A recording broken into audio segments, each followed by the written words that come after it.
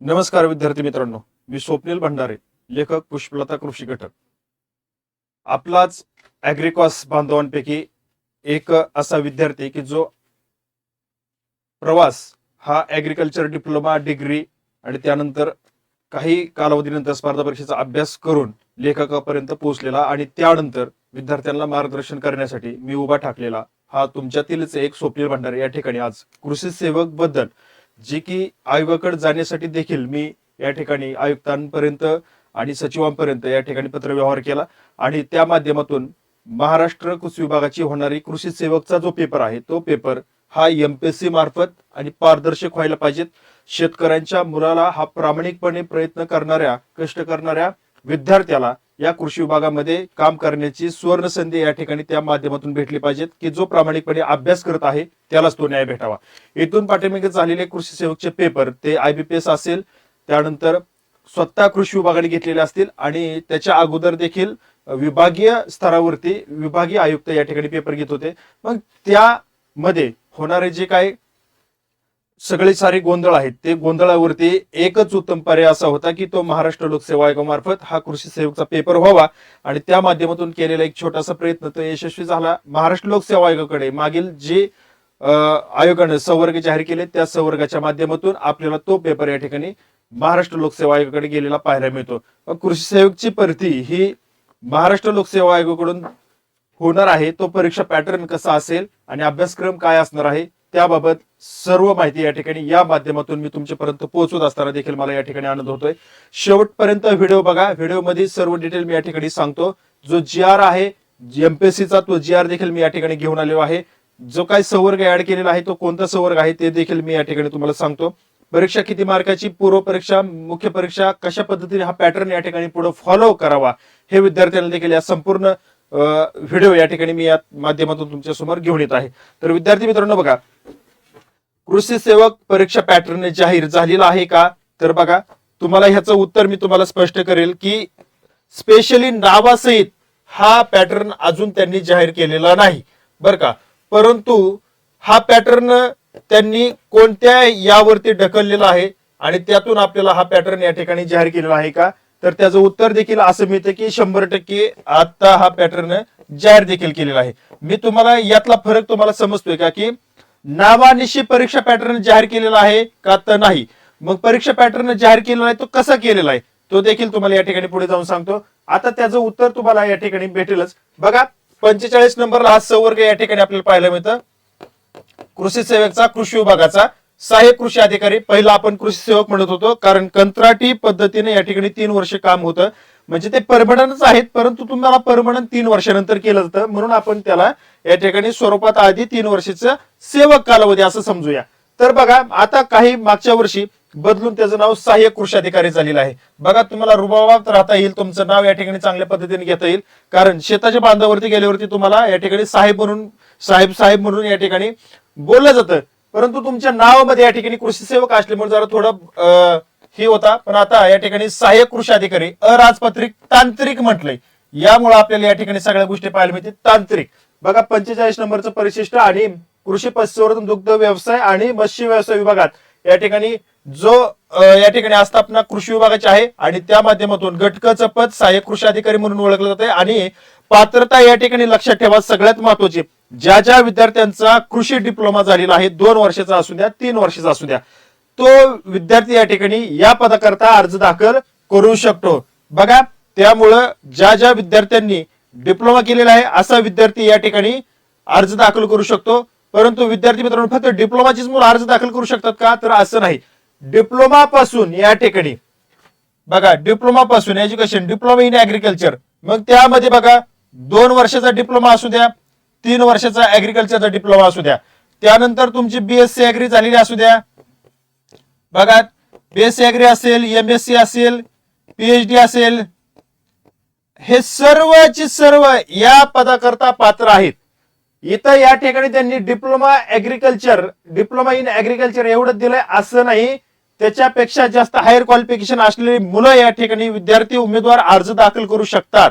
बघा त्यामुळं इथं दिलंय बाबा डिप्लोमाच मग तर आहे का, तर असं नाही. तर या तुम्हाला या सगळ्या फॅकल्टीमध्ये हे सर्व शिक्षण घेतलेले विद्यार्थी या ठिकाणी या पदाकरता अर्ज दाखल करू शकतील. आता नवीन जी आर आलेला आहे, हा जी आर या ठिकाणी आपल्याला काय सांगतो हे आपल्याला समजून घेणं खूप महत्वाचं ठरेल.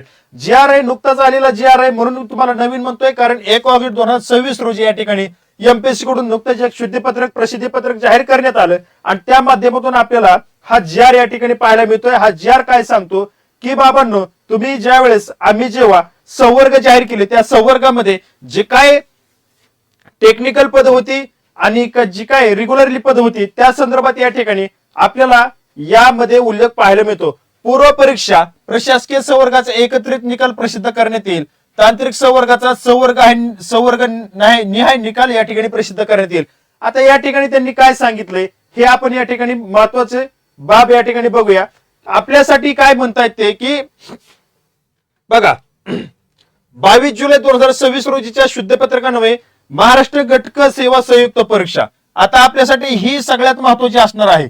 आमच्या तुमच्या सोप्या भाषेमध्ये कंबाईन ग्रुप सी इथं काय दिलंय, महाराष्ट्र घटक सेवा संयुक्त पूर्व परीक्षा 2026 एकच आहे. कंबाईन ग्रुप सी आणि हे एकच आहे.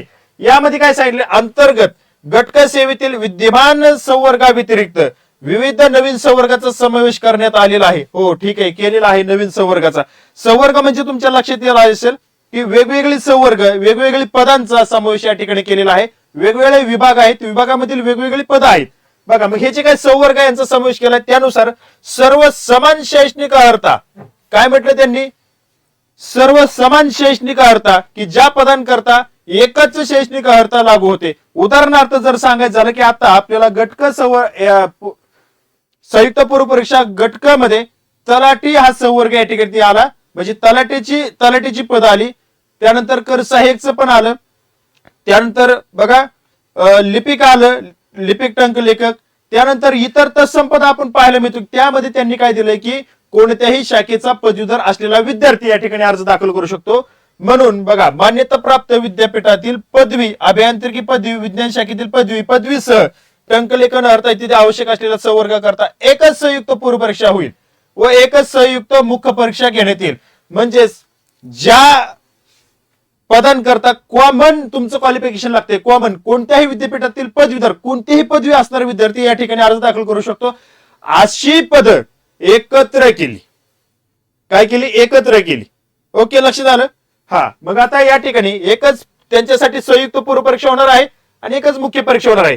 आणि तसेच तांत्रिक स्वरूपाची, मग आपण या ठिकाणी या तांत्रिक स्वरूपामध्ये येतो. बघा तांत्रिक स्वरूपामध्ये येतो. कशामध्ये येतो, तांत्रिक.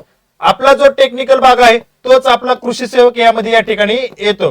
कृषी सेवक आपण म्हणा किंवा सहाय्यक कृषी अधिकारी म्हणा. बघा लक्षात घ्या, कृषी सेवक त्यामध्ये येतो, कारण आपलं जे हा व्हिडिओ त्याबाबत आहे म्हणून आता ते आपण लागू करूया. शैक्षणिक अर्थ असलेल्या तांत्रिक संवर्ग करता, बघा तांत्रिक संवर्ग करता, मग तांत्रिक संवर्ग कोणते आहेत, आरटीओ असेल, मत्स्य व्यवसाय विकास अधिकारी असेल, इतर असे टेक्निकल अजून भरपूर पद आहेत. परंतु आपल्यासाठी हे महत्वाचे, या संवर्गाकरता संयुक्त पूर्व परीक्षा व स्वतंत्र मुख्य परीक्षा घेण्यात येईल. लक्षात आलं. मग आपल्याला या ठिकाणी आता हा पॅटर्न या ठिकाणी पाहिले होते. मग कशा पद्धतीने असेल बघा. आता या ठिकाणी आपल्याला कृषी विभाग आहे. कृषी विभागाला काय करायचंय, पद भरायची. कृषी विभागाला कोणतं पद भरायचंय, आपल्यासाठी महत्वाचं असणार कृषी सेवक. मग आता पहिलं कसं होतं विद्यार्थी मित्रांनो, एकच परीक्षा होती. त्यामध्ये आपल्याला 60% ऍग्रिकल्चर असायचं, 40% नॉन टेक्निकल भाग आहे त्याचा, मराठी, इंग्रजी, अंकगणित, बुद्धिमत्ता आणि सामान्य ज्ञान. आणि 60% जो भाग आहे तो फक्त आणि फक्त कृषीवरती तुम्हाला प्रश्न विचारले जायचे. एकच परीक्षा व्हायचा. एकच परीक्षा झाल्यावरती त्यावरती आपल्याला गुणवत्तेनुसार मेरिट लागायचं. परंतु आता या ठिकाणी एमपीएससी कडे गेल्यामुळं सगळ्यात अगोदर जी काय परीक्षा पॅटर्न आहे ही परीक्षा आपल्याला 2 टप्प्यामध्ये पाहायला मिळेल. 2 टप्प्यामध्ये. त्यामधला पहिला टप्पा असेल पूर्व परीक्षा आणि दुसरा टप्पा असेल मुख्य परीक्षा. बघा आता यामध्ये तुम्हाला ज्या विद्यार्थ्यांची डिप्लोमा झालेला आहे आणि त्यापासून हायर एज्युकेशन पीएचडी पर्यंत त्या विद्यार्थ्यांना देखील समानच असणार आहे, वेगळं काही नाही. एकच सिलेबस असणार आहे, एकच परीक्षा अशा पद्धतीने होईल. ते परीक्षेचं स्वरूप या ठिकाणी आपण पाहतोय.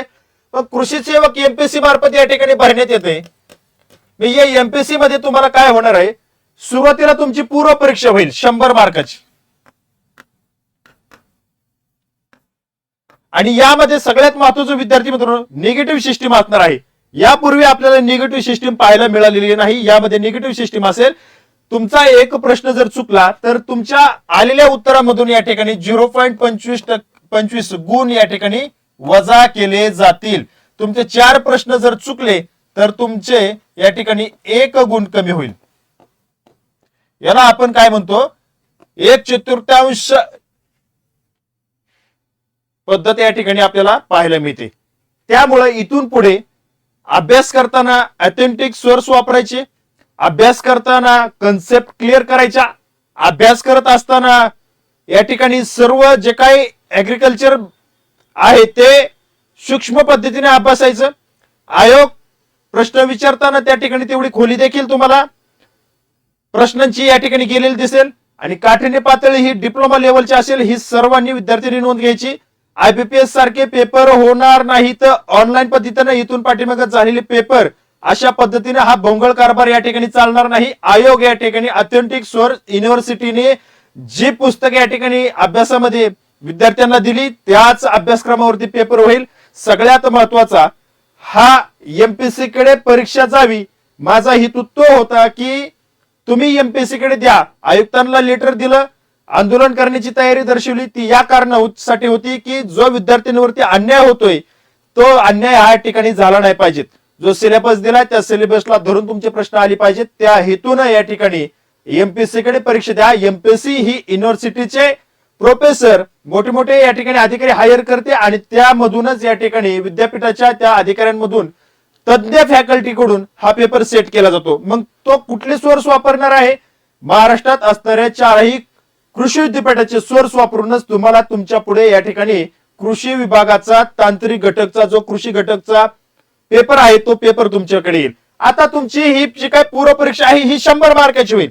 या पूर्व परीक्षेमध्ये ज्या जागा आहेत त्या जागेच्या पटीमध्ये या ठिकाणी 1:7 असतील, 1:10 असतील किंवा 1:15 असतील, तो रेशो या ठिकाणी असेल. मग मुख्य परीक्षेला या ठिकाणी पात्र विद्यार्थी होतील. तुम्हाला जेवढे गुण मिळाले त्याचा कट ऑफ या ठिकाणी लागेल. परंतु या ठिकाणी लक्षात ठेवा, ही जी काही पूर्व परीक्षा आहे ही पूर्व परीक्षा होत असताना गट क मध्ये या ठिकाणी वेगवेगळे संवर्ग असतील. बघा, वेगवेगळे संवर्ग, अनेक संवर्ग असतील, अनेक संवर्ग असतील, आणि या अनेक संवर्गासाठी एकच पूर्व परीक्षा होईल. लक्षात ठेवा, एकच पूर्व परीक्षा होईल. गट क मध्ये अनेक संवर्ग असतील, 10 पद असतील, 20 पद असतील, 100 पद असतील, पण सर्वांसाठी एकच पूर्व परीक्षा होईल. ही पूर्व परीक्षा कशासाठी घेणार आहे विद्यार्थी मित्रांनो, तुमची या पदांकरता पोहोचण्यासाठी पात्रता आहे का हे चेक करण्यासाठी. तुमची पात्रता आहे का, ठीक आहे. मग तुमच्या गुणवत्तेनुसार मेरिट लागेल, कट ऑफ लागेल मुख्य परीक्षेचा. मग मुख्य परीक्षेचा कट ऑफ झाल्यानंतर तुम्हाला होईल कृषी घटक वरती हा मुख्य परीक्षेचा पेपर. पूर्व परीक्षेला जे 100 प्रश्न येतील, 100 मार्कसाठी किंवा 200 मार्कसाठी येतील, ते तुम्हाला तुमचा अंतिम निवड यादीसाठी लावणारा जो कटअप आहे त्याकरता त्याचे गुण धरले जाणार नाहीत. मुख्य परीक्षेमध्ये जे मार्क पडतील या धर्तीवरती, या मिळालेल्या मार्कावरती तुमची अंतिम निवड यादी लागेल. अंतिम यादी या ठिकाणी एमपीएससी कडून जाहीर करण्यात येईल. लक्षात ठेवा. त्यामुळं आता सगळ्यात महत्वाचं, तुम्हाला परीक्षा पॅटर्न समजले असेल. एक पूर्व परीक्षा होईल, पूर्व परीक्षेचा कट ऑफ लागेल, मुख्य परीक्षा होईल, मुख्य परीक्षेत मिळालेल्या गुणांच्या आधारे तुमची निवड केली जाईल. मुख्य परीक्षेचा सिलेबस काय असणार आहे हे अजून आयोगाने जाहीर केलेलं नाही. मग आयोग काय म्हणतो पुढे बघा. आयोग काय म्हणत आहे बघा, बघूया आपण या ठिकाणी टप्प्याटप्प्यानुसार बघा. मग या शुद्ध पत्रकाने समाविष्ट झालेल्या नवीन संवर्गाकरता आवश्यक असलेली शैक्षणिक अर्हता विचारात घेऊन यापूर्वी परीक्षेकरता अर्ज सादर केलेल्या उमेदवारांनी त्यांच्या अर्जामध्ये नमूद केलेल्या शैक्षणिक अर्हतेच्या आधारे उमेदवार ज्या ज्या संवर्गासाठी शैक्षणिक अर्हतेनुसार पात्र ठरेल त्या संवर्गाकरता त्याची उमेदवारी विचारात घेईल. तुम्ही याकरता पहिल्यांदा अर्ज केलेत गट क मध्ये, ठीक आहे. तुम्हाला पुन्हा नव्याने अर्ज सादर करण्याची आवश्यकता नाही. जरी यामध्ये कृषी सेवकचं पद जरी या गट क मध्ये ऍड झालं तरी तुम्हाला नव्यानं या ठिकाणी फॉर्म भरण्याची आवश्यकता नाही. तुम्हाला या ठिकाणी आपोआप त्यासमोर क्लिक होईल, कारण त्यांना मग कळतंय की तुमची त्या प्रोफाईल मध्ये शैक्षणिक अर्हता तुम्ही नमूद केलेली आहे. मग तुमची शैक्षणिक अर्हता नमूद केल्याप्रमाणे तुम्ही आपोआप त्या संवर्गाकरता या ठिकाणी ऍड झालेले असाल. परंतु नव्यानं जर तुम्हाला फॉर्म भरायचा असेल तर त्या ठिकाणी तुमची शैक्षणिक अर्हता आणि त्यासाठी तुम्हाला ही करावं लागेल. आता सगळ्यात महत्वाचं मी टेलिग्राम वरती देखील माझ्या सांगितलं, कृषी सेवा परीक्षा आहे टेलिग्राम वरती, की बाबांनो अजून परीक्षेचं कुठेच काय नाही. दुसरी गोष्ट, आयोगाने कुठला सिलेबस दिलेला नाही. तिसरी गोष्ट, आयोगाने किती मार्काचं काय होईल हे अजून काय सांगितलं नाही. आता आपल्याला या गोष्टी क्लिअर होताना पाहायला मिळत आहेत. परंतु विद्यार्थ्यांच्या मनामध्ये संभ्रम निर्माण करण्याचं काम या ठिकाणी काय महाशयाकडून केलं जातं, तर मी त्यावरती देखील स्पष्टपणे मेसेज या ठिकाणी प्रसारित केलेला आहे, तो देखील तुम्ही बघून घ्या. आता मला सांगायचा मूळ मुद्दा हा आहे की फॉर्म आता नव्याने भरायचंय का? जर तुम्ही पहिला भरला असेल तलाठी किंवा इतर पदाकरता तुम्हाला नवीन फॉर्म भरायची गरज नाही. जर तुम्ही या ठिकाणी नव्यानं फॉर्म भरताय, एमपीएससी कडे प्रोफाईल अपलोड करताय, क्रिएट करताय, तर त्या ठिकाणी तुम्हाला हे मेन्शन करावं लागेल. ही विद्यार्थ्यांनी नोंद घ्यायची. हे मात्र काळजीपूर्वक तुम्हाला फॉर्म या ठिकाणी भरायचा आहे. जरी नवीन संवर्गाचा समावेश झाला, हे मला सांगायचे, जरी नवीन संवर्गाचा समावेश झाला तरी यापूर्वी अर्ज सादर केलेल्या उमेदवारांना नव्याने अथवा पुन्हा अर्ज सादर करण्याची आवश्यकता नाही. ओके. परंतु याचा अर्थ असा बी होतो, जर नवीन संवर्ग ऍड केलेला आहे परंतु त्या फॅकल्टीच्या विद्यार्थ्यांनी अर्ज दाखल केलेले नाहीत, अशांना सुद्धा त्या ठिकाणी संधी दिली या ठिकाणी जाईल. प्रस्तुत परीक्षेमध्ये जरी नवीन संवर्गाचा समावेश झाला तरी यापूर्वी अर्ज सादर करण्यासाठी, कारण हे लेटर त्याबाबत काढलेलं आहे. आणि विद्यार्थी मित्रांनो, तुम्हाला हे पण स्पष्ट सांगेल, जरी तुम्ही आता फॉर्म तर भराच, परंतु जर कृषी विभागाच्या कृषी सेवकचा जागा या ठिकाणी गट क मध्ये जर समजा ऍड झाल्या जागा, तर यामध्ये महत्वाची गोष्ट, जे विद्यार्थी फॉर्म भरणार नाहीत, तुम्ही तर भराच, परंतु हे त्यांनी मध्येच हे जर ऍड केलं आणि आपल्याला संधीच दिली नाही, असं तर होणारच नाही. आयोग अशी गोष्ट करणार नाही चुकून सुद्धा, कारण आयोगाला आपण त्या ठिकाणी चांगल्या पद्धतीने विनंती देखील करू शकतो की बाबांनो, तुम्ही त्यावेळेस कृषी सेवकच्या जागा काढल्या नाहीत, आम्ही फॉर्म भरला नाही, आम्हाला पुन्हा एकदा संधी द्या. पण आयोग ही चूक करणार नाही. असं कोणताच विभाग करणार नाही की तुम्ही त्या जागा काढताय आणि विद्यार्थ्यांना फॉर्म भरायला संधी देत नाही. फॉर्म भरायला संधी तुम्हाला या ठिकाणी चांगल्या पद्धतीने मिळून जाईल, काही काळजी करू नका. पुढे जाऊन त्यांनी या ठिकाणी तर दिलेलं आहे की ही जी काय मत्स्य संवर्ग करता या ठिकाणी त्यांनी क्वालिफिकेशन आहे त्या संदर्भात दिलेलं आहे. आता आपण या ठिकाणी आयोगाचं पुढचं बघूया. हे ते संवर्ग आहेत बघा, हे ते संवर्ग आहेत आणि आपल्याला या ठिकाणी पाहायला मिळतंय की सर्व संवर्ग करता एकच पूर्व परीक्षा होईल. किती संवर्ग या ठिकाणी गट क मध्ये ऍड होऊ द्या आणि त्याची पूर्व परीक्षा एकच असेल सर्वांसाठी. त्या पूर्व परीक्षेचा सिलेबस जो आहे तो 7-8 या विषयामध्ये विभागलेला आहे. संयुक्त गट क पूर्व परीक्षेचा सिलेबस बघा, त्या सिलेबस वरती चांगला फोकस करा बघा, कारण हा सिलेबस या ठिकाणी कुठेही गेला तरी बदल होणार नाही. त्या सिलेबसला धरून तुम्ही प्रश्न एकदम साधे सिंपल प्रश्न असतात. गट क ची परीक्षा आहे, इथून पाठीमागे झालेल्या आयोगाचे सर्व क्वेश्चन बघा आणि त्यानुसार अभ्यास करा. पूर्व परीक्षा क्वालिफाय झाल्याशिवाय मुख्य परीक्षेला जाता येणार नाही. आपल्याला जो टेक्निकलचा मुख्य परीक्षेचा विषय आहे तो वेगळा आहे आणि त्याची परीक्षा देखील वेगळी होणार आहे. आता आयोग या ठिकाणी काय करेल, मुख्य परीक्षेचा स्वतंत्र सिलेबस या ठिकाणी आपल्यासाठी देईल आणि त्या माध्यमातून मुख्य परीक्षेचा सिलेबस या ठिकाणी पूर्व परीक्षा झाल्यानंतर या ठिकाणी आपल्याला फॉलो करायचा आहे, त्या दृष्टिकोनातून अभ्यास करायचा आहे. डिसेंबर अखेर आपल्याला मुख्य परीक्षा पाहायला मिळते. परंतु मुख्य परीक्षा ही जी काय आहे ती या ठिकाणी आपल्याला स्वतंत्र मुख्य परीक्षा होणार आहे. ही मुख्य परीक्षा कधी होईल याची अजून आपल्याला या ठिकाणी डेट आलेली नाही, कारण अजून आयोग प्रोसेस करत आहे. ज्या पद्धतीनं विभागाकडून या ठिकाणी त्यांच्याकडे मागणी पत्र जातील त्यानुसार या ठिकाणी आयोग पुढे आपल्याला निर्णय केलेला पाहायला मिळेल. आता सगळ्यात महत्वाचं जी काय गोष्ट आहे की बाबांनो, कृषी सेवकची जाहिरात या ठिकाणी येणार आहे की नाही, विद्यार्थी त्यामध्ये अजून गोंधळलेल्या अवस्थेत आहे. तर बघा, मागील 7-8 वर्षापासून मी कृषी विभागाचे या ठिकाणी काही माध्यमातून आढावा घेत असतो की त्यांनी ज्या वेळेस मागणीपत्र या ठिकाणी आयोगाला दिलं तर आयोगाचा मागणीपत्र पोचतंय किंवा नाही पोचतंय या अगोदर कृषी विभागाचा आकृतीबंध अजून या ठिकाणी गोंधळात आहे. बघा, मग ह्या गोंधळाच्या परिस्थितीमध्ये अजून मागणीपत्र जात नाही का किंवा काय घडामोड घडती हे आपल्याला पाहायला मिळतंय. बाहेरच आहे ना, नेमकं हे आकृतीबंधाचं काय गोंधळ आहे. हे एकदा आकृतीबंध फायनल होऊन आयोगाकडे पुन्हा नव्याने मागणी पत्र गेलं तर आपल्याला चांगली 1,500 प्लस कृषी सेवकची जाहिरात आपल्याला आलेली पाहायला मिळेल. बघा आता त्या माध्यमातून आपल्याला पावलं उचलावी लागतील. आत्ताच्या घडीला विद्यार्थ्यांनी काय करावं असं जर कुणाला वाटत असेल की आत्ताच्या घडीला आपण काय केलं पाहिजे, तर आत्ताच्या घडीला पूर्व परीक्षेचा अभ्यास तुम्हाला या ठिकाणी जोमानं करायचा आहे. जर तुम्ही पूर्व परीक्षाच पास झाले नाही तर मुख्य परीक्षेला जाता येणार नाही. त्यामुळे त्या उद्देशाने त्या ठिकाणी तुमची वाटचाल चालू असावी. पूर्व परीक्षेचा सिलेबस जर तुम्हाला माहित नसेल तर बघा, पूर्व परीक्षेचा सिलेबस तुम्ही व्यवस्थित पाहून घ्या आणि त्यानुसार तुमची वाटचाल करा. आयोगाच्या वेबसाईटवर दिलेलं आहे किंवा याच युट्यूब चॅनलला इथून पाठीमागे मी तुम्हाला या ठिकाणी पूर्व परीक्षेचा सिलेबस सांगितलेला आहे, ते व्हिडिओ तुम्ही देखील पाहून घ्या. तुमची जर काही महत्वाचे काही अडचणी असतील तर कमेंटमध्ये नक्की मेन्शन करा, टाईप करून कमेंट करा. मी तुम्हाला त्याच्यावर उत्तर देण्याचा या ठिकाणी चांगल्या पद्धतीने प्रयत्न करेल. चला या ठिकाणी थांबूया, भेटू पुढील अपडेटमध्ये. धन्यवाद.